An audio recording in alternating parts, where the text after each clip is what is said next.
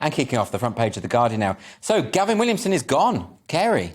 OK, so the headline, you just read it out, but unethical, immoral Williamson quits over claims he bullied staff. Now, Williamson was the Minister of State until he quit, and originally Chief Whip, which I've talked about before on this programme, is just how often it turns out that someone whose job it is to bully people turns out to be a bully. Rather odd, isn't it?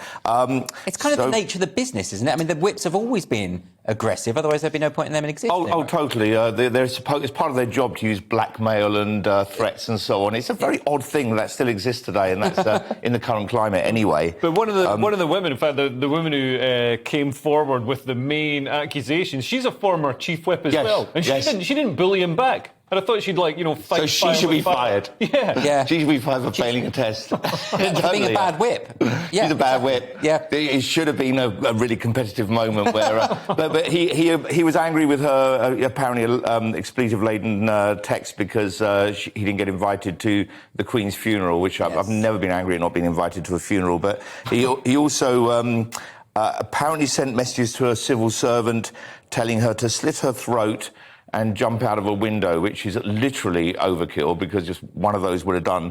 I think maybe he was trying to find a funeral to go to. Yeah.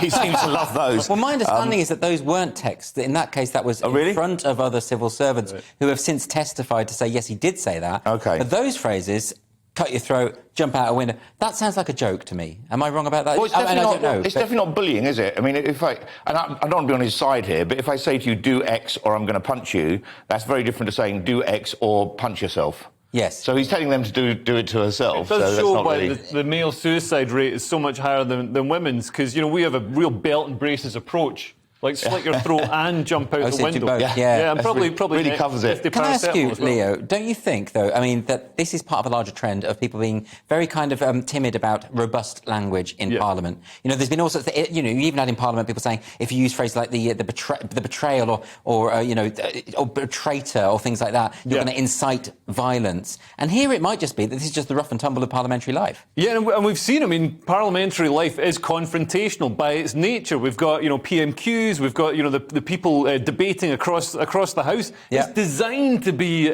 you're supposed to have people behind you. It's designed to be a bit like schoolyard bullying. I could argue he's at a different level, though. This is a guy who got photographed with a whip on his desk.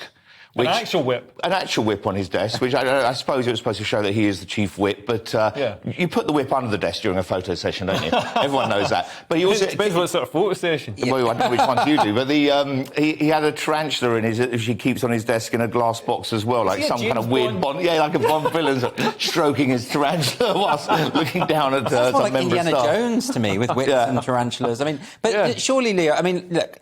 Forget all that for now. But think about Gavin Williamson himself, though. Is he up to the job? Because it does seem there's a pattern of behaviour here that he keeps getting forced out. It happened under Theresa May. He was forced out of Boris Johnson's cabinet. Maybe he's just not very good. Well, and apparently they're redrawing the boundaries, and one of the boundaries, one of the constituencies that will go is his. Yeah. So I don't know if the government's been so, they want to push him out so much, they've fired him so many times, that finally they're just going to mean that he has no land to sit on. Do you have any feelings about Gavin Williamson? I don't mean emotional, but do you feel that he's a bad MP, that maybe he's just not very good at this? It doesn't sound like he's very good at this, does it? I mean, the fact he's been fired twice and now has decided to quit, which I think he just knew what was coming.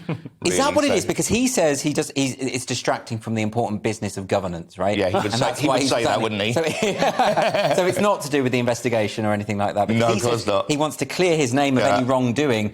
But I think once you've told someone to slit their throat, that's kind of hard to undo, isn't it? I think that's going beyond the remit, Yeah, a little bit. Is he still an MP, though?